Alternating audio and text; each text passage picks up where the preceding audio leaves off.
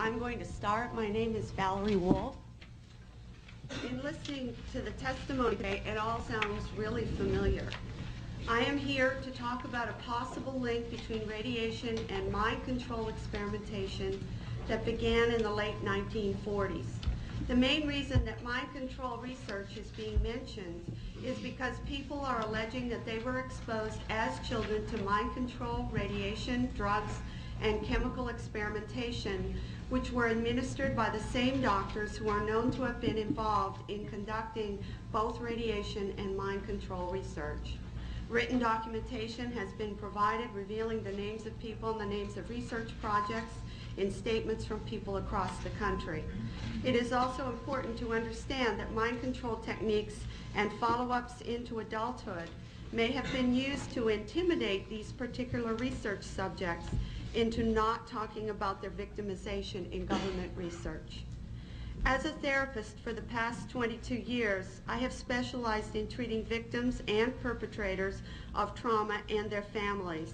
When word got out that I was appearing at this hearing, nearly 40 therapists across the country, and I had about a week and a half to prepare, contacted me to talk about clients who had reported being subjects in radiation and mind control experiments.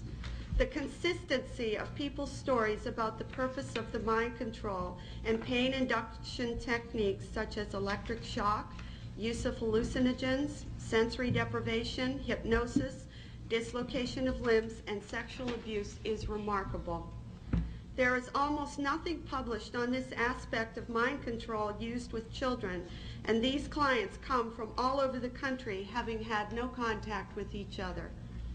What was startling was that therapists reported many of these clients were also physically ill with autoimmune problems, thyroid problems, multiple sclerosis, and other muscle and connective tissue diseases, as well as mysterious ailments for which a diagnosis cannot be found.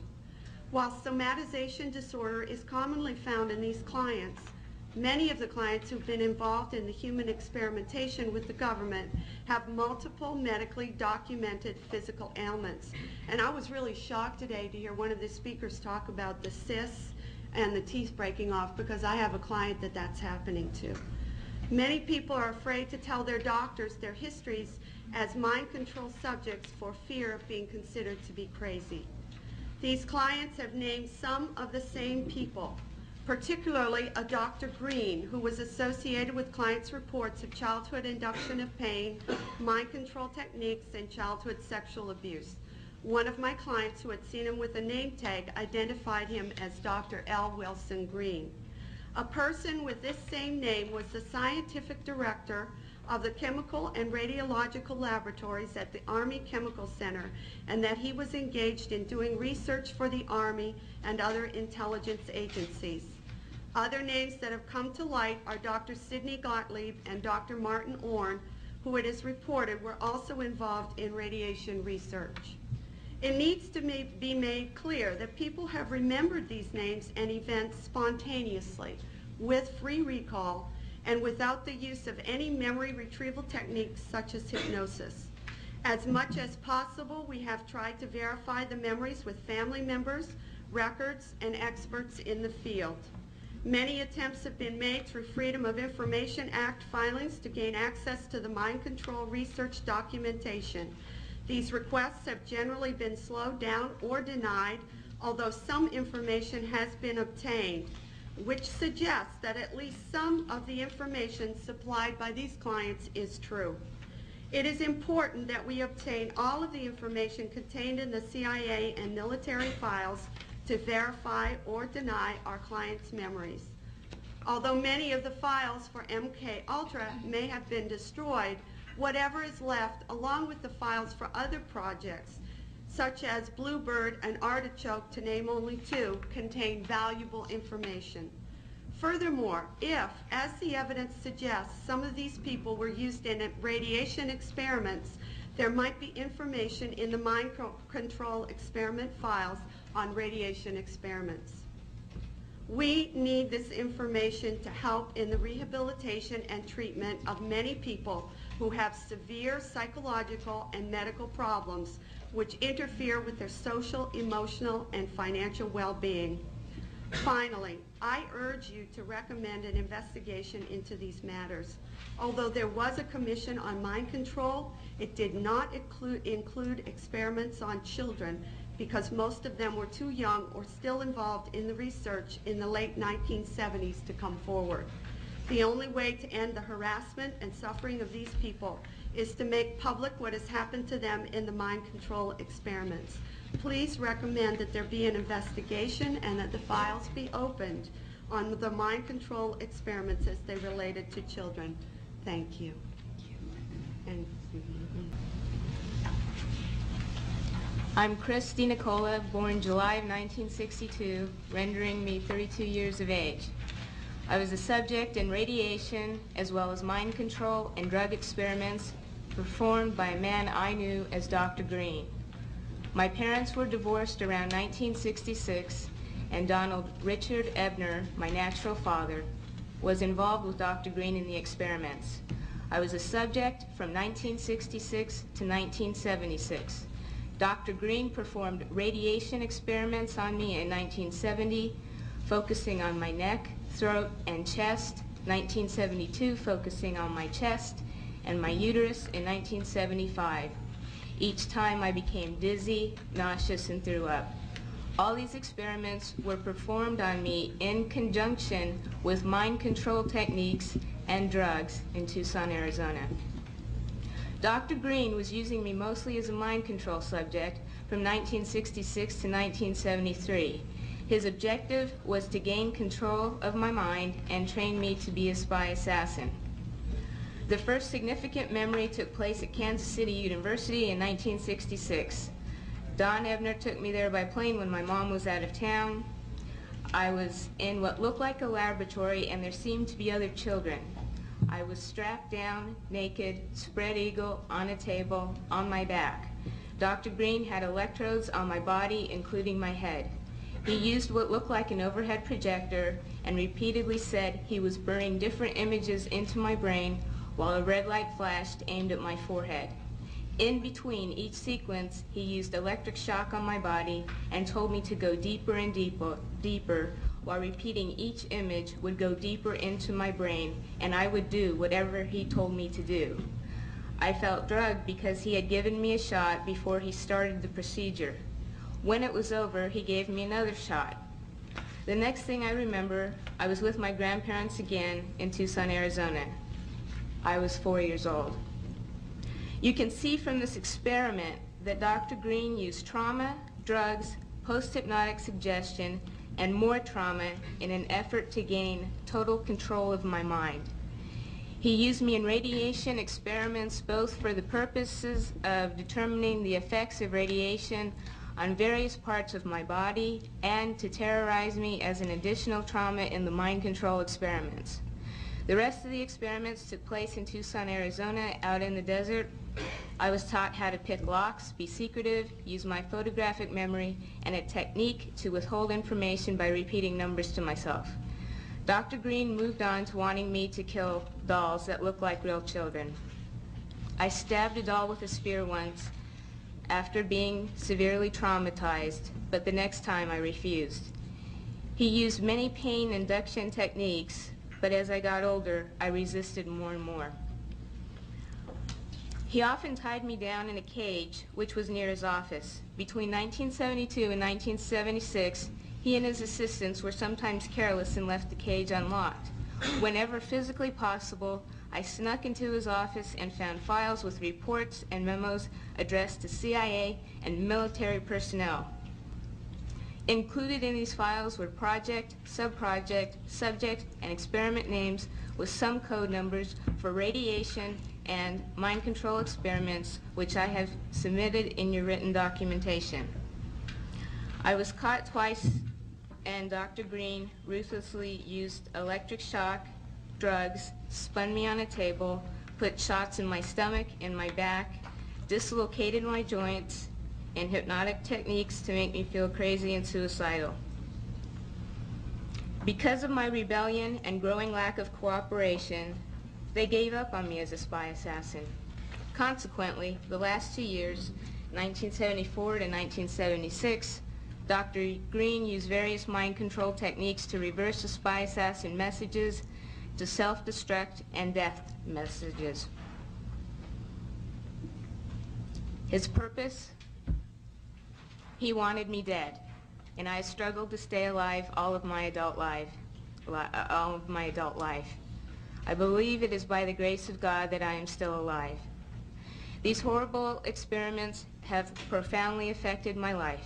I developed multiple personality disorder because Dr. Green's goal was to split my mind into as many parts as possible so he could control me totally. He failed, but I've had to endure years of constant physical, mental, and emotional pain, even to this day. I've been in therapy consistently for 12 years, and it wasn't until I found my current therapist 2.5 years ago, who had knowledge of the mind control experiments, that I've finally been able to make real progress and begin to heal. In closing, I ask that you keep in mind that the memories I've described are but a glimpse of the countless others that took place over the 10 years between 1966 and 1976. That they weren't just radiation, but mind control and drug experiments as well. I have included more detailed information of what I remember in your written documentation. Please help us by recommending an investigation and making the information available so that therapists and other mental health professionals can help more people like myself. Please help us in an effort to prevent these heinous acts from continuing in the future. Thank you very much.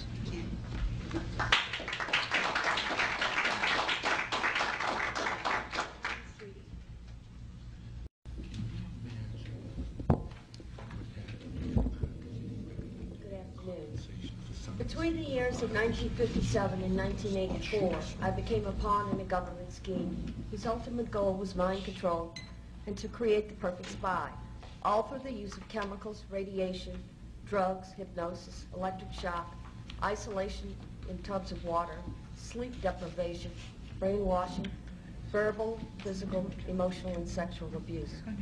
I was exploited unwittingly for nearly 3 decades of my life, and the only explanations given to me were that, quote, the end justifies the means, and, quote, I was serving my country in their bold effort to fight communism. I can only summarize my circumstances by saying they took an already abused 7-year-old child and compounded my suffering beyond belief. The saddest part is, I know for a fact that I was not alone. There were countless other children in my same situation, and there was no one to help us until now. I've already submitted as much information as possible, including conversations overheard of the people, agencies responsible. I'm able to report all this to you in such detail because of my photographic memory and the arrogance of the doctors, the arrogance of the people involved. They were certain they would always control my mind. Although the process of recalling these atrocities is not an easy one, nor is it without some danger to myself and my family, I feel the risk is worth taking.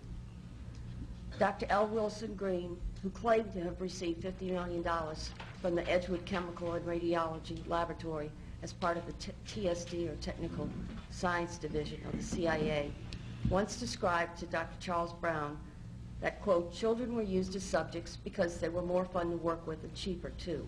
They needed lower profile subjects than soldiers or government people, so only young, willing females would do. Besides, he said, I like scaring them.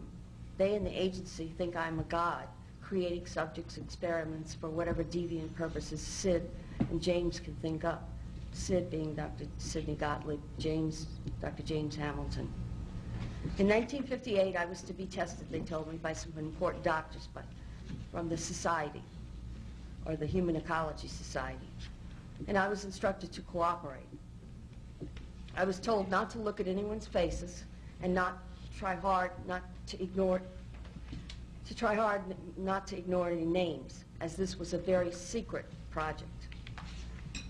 But I was told to be brave, and all these things would help me forget. Naturally, as most children do, I did the opposite and remembered as much as I could. Dr. John Gittinger tested me. Dr. Cameron gave me the shocks. and Dr. Green the x-rays. Then I was told by Sid Gottlieb that, quote, I was ripe for the big A, or meaning artichoke. By the time I left to go home, just like every time from then on, I would remember only whatever explanations Dr. Robert G. Heath of Tulane Medical University gave me for the odd bruises, needle marks, burns on my head, fingers, and even the genital soreness. I had no reason to believe otherwise.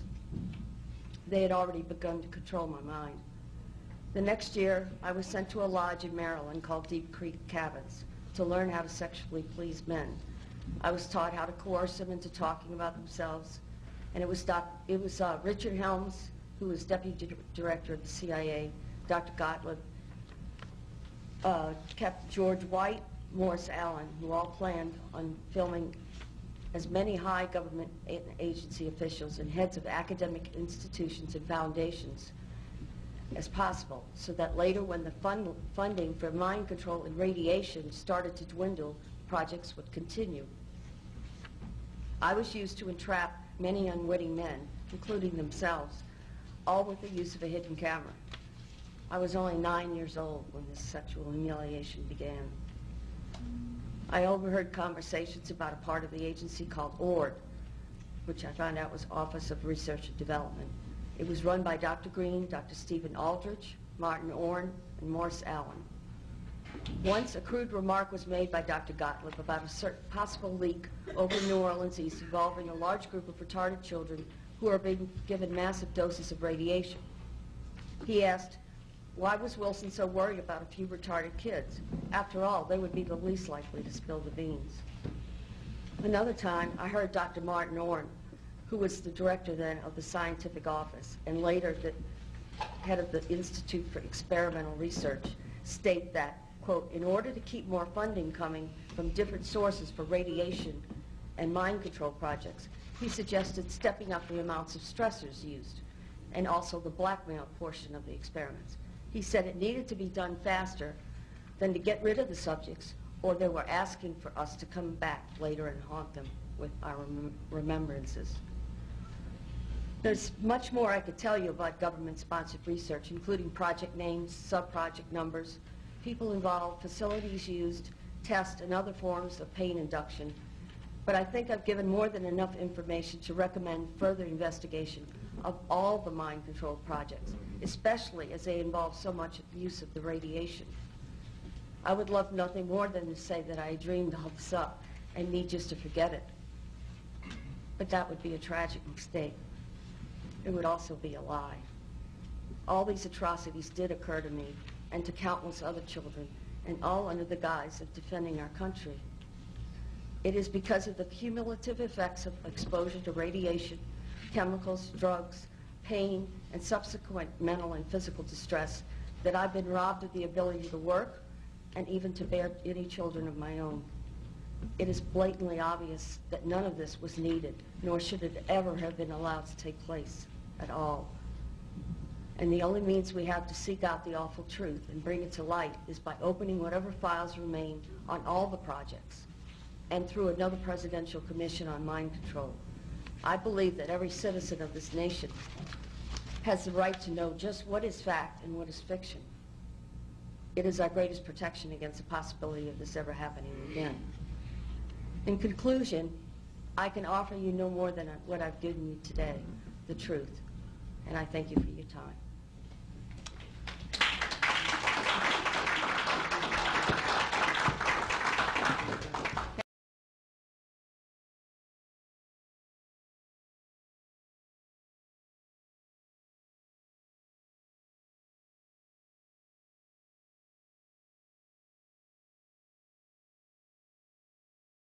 Their histories as mind control subjects for fear of being considered to be crazy. These clients have named some of the same people, particularly a Dr. Green, who was associated with clients' reports of childhood induction of pain, mind control techniques, and childhood sexual abuse. One of my clients, who had seen him with a name tag, identified him as Dr. L. Wilson Green. A person with this same name was the scientific director of the Chemical and Radiological Laboratories at the Army Chemical Center, and that he was engaged in doing research for the Army and other intelligence agencies. Other names that have come to light are Dr. Sidney Gottlieb and Dr. Martin Orn, who it is reported clients come from all over the country having had no contact with each other. What was startling was that therapists reported many of these clients were also physically ill with autoimmune problems, thyroid problems, multiple sclerosis, and other muscle and connective tissue diseases, as well as mysterious ailments for which a diagnosis cannot be found. While somatization disorder is commonly found in these clients, many of the clients who've been involved in the human experimentation with the government have multiple medically documented physical ailments. And I was really shocked today to hear one of the speakers talk about the cysts and the teeth breaking off, because I have a client that's happening to. Many people are afraid to tell their doctor. As a therapist for the past 22 years, I have specialized in treating victims and perpetrators of trauma and their families.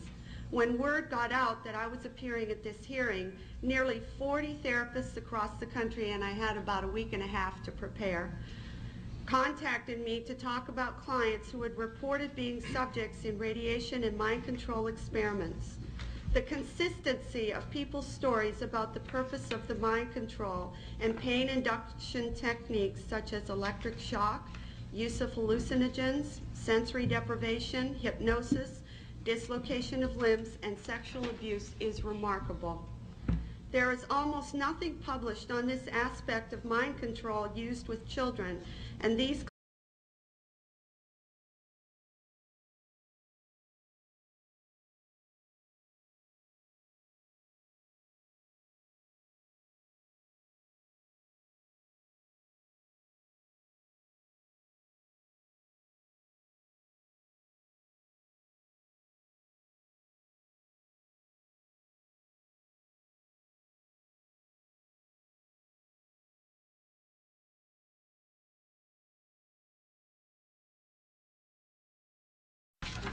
I'm going to start. My name is Valerie Wolf.